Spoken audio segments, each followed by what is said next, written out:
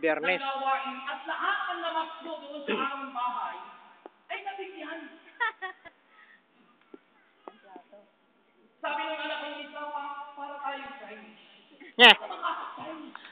Kasi, yung mga Chinese daw, kung magbigay, mga kasangkapang pangkusina. Kaya pala, kapag nagkakaloob, yung isang Chinese na kilala po natin, ang apelido Cheng, kami tumatanggap yan, pero ang natatanggap namin, pangkusina.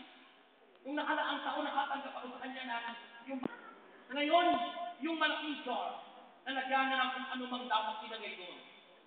Mga kapatid, mahalaga sa buhay ng tao na i-apply po natin ang sinasabi po natin creative power ng Diyos para sa ating finances.